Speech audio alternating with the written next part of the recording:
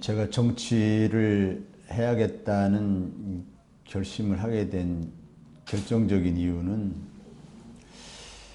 그동안 공적 가치에 헌신해오고 국민의 안전과 생명을 지켜오는 이런 공직 생활을 해온 그런 경험을 살려서 정치를 발전시키는 데 기여해 달라는 그런 간곡한 권유에 따른 것이었습니다. 하지만 제가 과연 그런 일을 잘 할 수 있을지에 대한 확신이 없었기 때문에 줄곧 망설여 오다가 그러다가 결정적으로는 정치를 해야 할 사람이 정치에 참여하지 않으면 정치를 해서는 안 될 사람들이 정치를 하게 된다라는 그러한 비판적인 조언을 듣고 정치에 참여하는 것이 저에게 주어진 길이라고 숙명과도 같은 길이라고 생각하고 참여하게 되었고요. 생계를 위한 정치 또는 개인의 사리사욕을 위한 정치, 이러한 정치를 전형적인 구태정치라고 규정을 하고요. 정치가 대의명분, 원칙과 상식, 그리고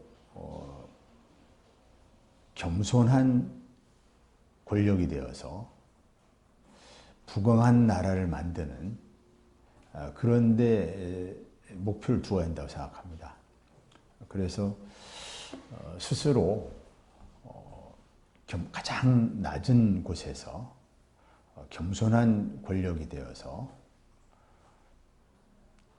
국민들을 섬기는 자세로 국민들의 삶을 나아지게 하고 궁극적으로 부강한 나라를 만드는 데 기여하는 그런 정치를 하고 싶습니다. 중국민들께서 저를 선택해 주신 이유는 굉장히 많이 있을 것입니다. 가장 큰 이유는 역시 코로나19 위기 상황에서 정부 여당에 힘을 실어줌으로써 이러한 위기를 빨리 극복하게 해달라는 그런 염원이 첫 번째 가장 큰 이유일 것이고요. 그 다음에는 낙후된 중국을 변화시킬 수 있는 강력한 리더십을 필요로 했기 때문이다, 이렇게 보고 있습니다. 한편 선거 기간 내내 미래통합당과 상대 후보인 이은gur 후보 측에서 저에 대한 네거티브 공격을 계속해 왔습니다. 그럼에도 불구하고 중국민들께서 저를 선택해 주신 것은 그동안 제가 소신과 양심을 지키면서 정정당당한 삶을 살아왔다는 것에 대한 평가가 담겨 있다고 생각합니다. 즉, 미래통합당과 상대 후보 측에서는 제가 검찰로부터 부당한 공격을 당했음에도 불구하고, 즉 검찰권 남용의 피해자임에도 불구하고 마치 검찰이 일방적으로 언론에 흘린 내용과 같이 제가 무슨 잘못이라도 저지른 양 그렇게 흑색선전, 마타도어를 해왔습니다. 그럼에도 불구하고 중국민들께서는 저를 믿어주시고 오히려 제가 검찰권 남용의 피해자이니 부디 국회에 가서 검찰을 개혁해달라는 그런 선택을 하셨다고 저는 믿고 있습니다. 즉, 검찰권 남용에 대한 심판의 의미도 담겨 있었다고 생각합니다. 이번 선거 과정에서 국민들이 21대 국회는 제발 정쟁에 매몰되지 말고 일하는 국회 모습을 보여달라는 그런 강력한 요구가 있었습니다. 첫 번째 매진해야 할 과제는 일하는 국회 만들기라고 할 수 있겠습니다. 저희 민주당에서는 민주당 당론으로 추진할 수 있는 일하는 국회법을 제1호 법안으로 준비하고 있는 것으로 알고 있습니다. 회의에 참석하지 않는 의원들에게는 세비를 삭감한다든지 지급하지 않는다든지 또는 회의 참석을 의무화한다든지 등등 여러 가지 방법으로 일하는 국회 모습을 만들어 나갈 수 있을 것입니다. 그렇게 일하는 국회의 모습을 만들어감과 함께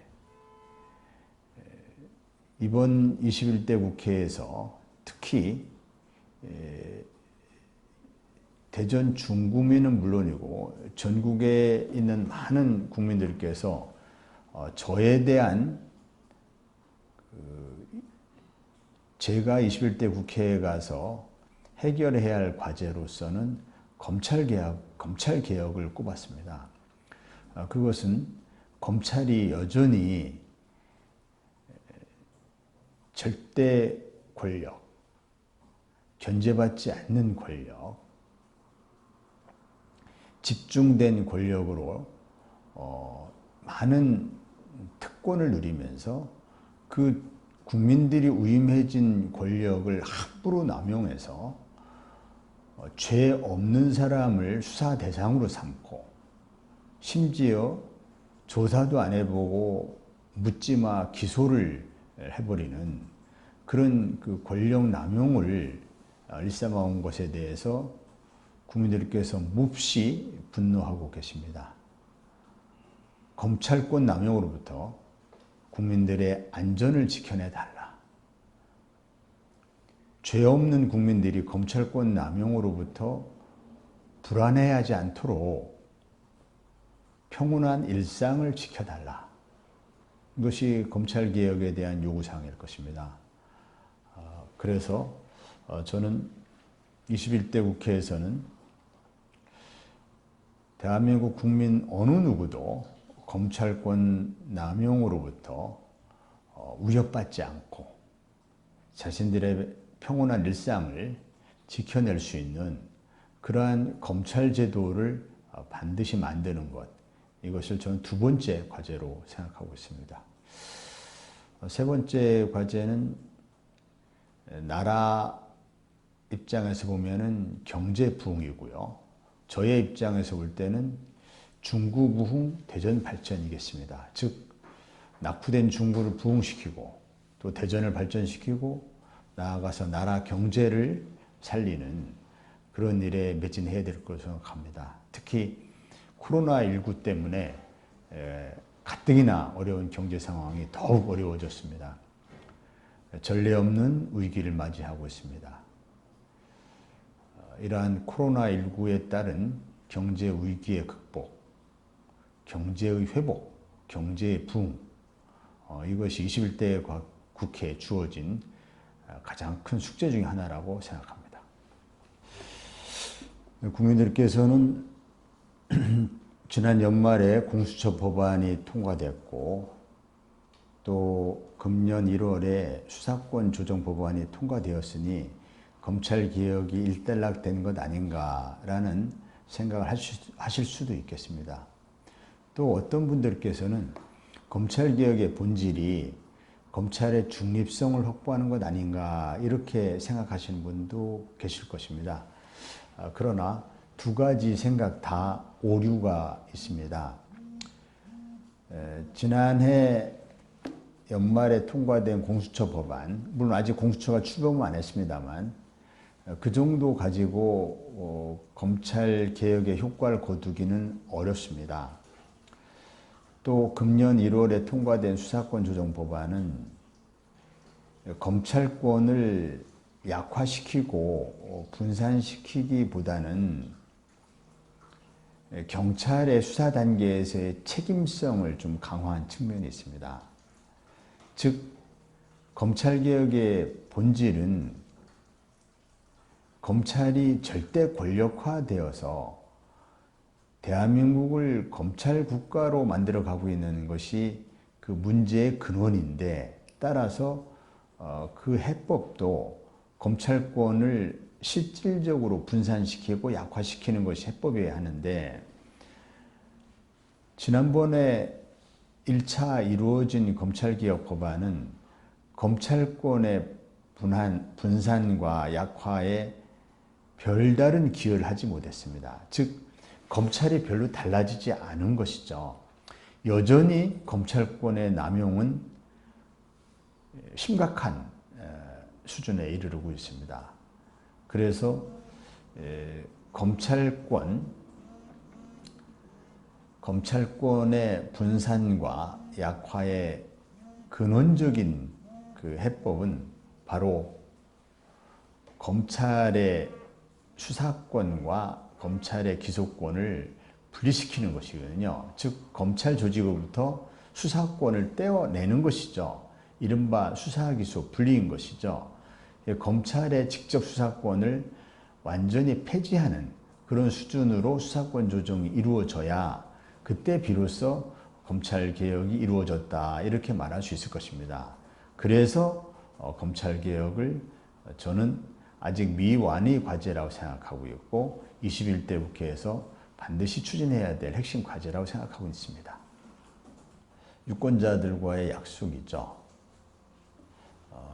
선거 과정에서 유권자분들께서는 일하는 국회를 만들어 달라, 검찰을 반드시 개혁해 달라, 낙후된 중구를 부흥시켜 달라, 이 세 가지 요구사항을 저에게 전달하셨습니다. 일하는 국회를 만드는 것은 모든 300명 국회의원 모두의 책무일 것이고, 또 자신의 지역구를 발전시키는 것도 모든 국회의원의 공통된 과제일 것입니다. 그렇지만 검찰개혁은 제가 감당해야 하고, 또 제가 전문성을 가지고 가장 잘 해낼 수 있는 분야입니다. 따라서 유권자와의 약속인 검찰개혁을 담당할 수 있는, 검찰개혁을 잘 해낼 수 있는 법사위에 지원하는 것은 제가 유권자와의 약속을 지키는 일이라고 생각합니다. 겸직 문제는 사실 전례가 없다 보니까 좀 호기심의 대상이 될 수는 있지만, 그것이 그렇게 큰 관심을 가질 만한 그런 사안은 아닙니다. 왜냐하면 저는 공직선거법과 선거관리위원회 유권 해석에 따라서 후보의 자격을 심사받아서 후보의 자격을 취득했고, 또 선거 과정에서도 합법적인 후보의 자격으로 선거를 완주했고, 그리고 선거가 끝난 후 당선되어서 선거관리위원회로부터 당선증을 교부받았죠. 이제 내일이면 임기가 개시됩니다. 이제 국회의원으로서의 임기가 시작되는 것인데요. 이른바 겸직 논란은 국회의원의 임기 시작에 아무런 영향을 주지 못하는 사안입니다.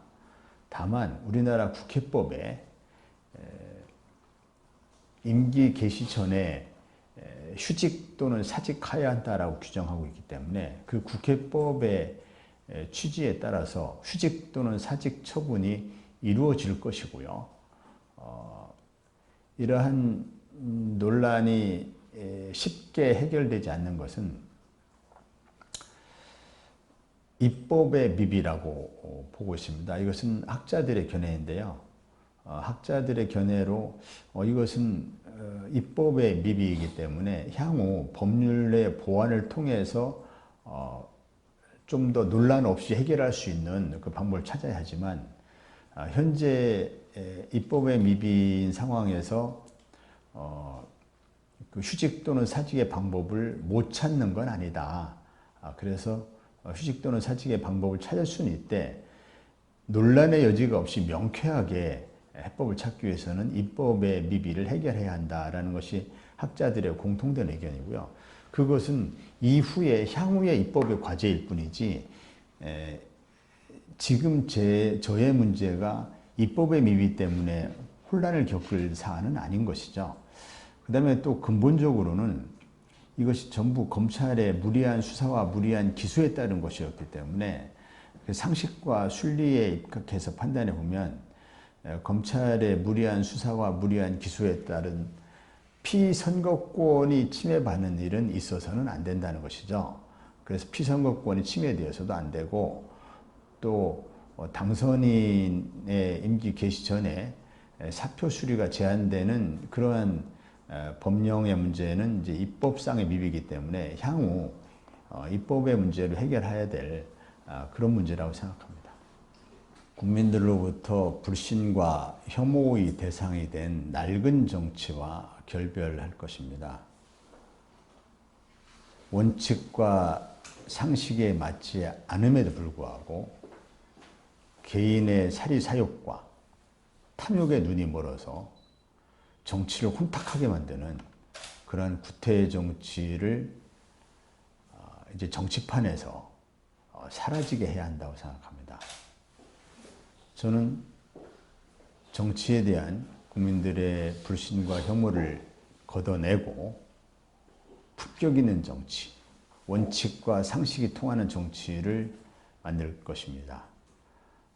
그래서 정직한 정치인이 될 것이고 소신과 양심을 지키는 정치인이 될 것이고 그리고 유권자인 국민들의 목소리에 귀를 기울이는 그러한 공감하는 정치, 유권자들과 공감, 진지한 자세로 경청함으로써 공감을 하는 그런 정치인이 될 것이고 또 중국민들에게 희망의 메시지를 전달할 수 있는 희망의 정치인이 될 것입니다. 정직한 정치인, 소신과 양심을 지키는 정치인, 공감의 정치, 희망의 정치로 유권자에게 보답하는 정치인이 될 것입니다.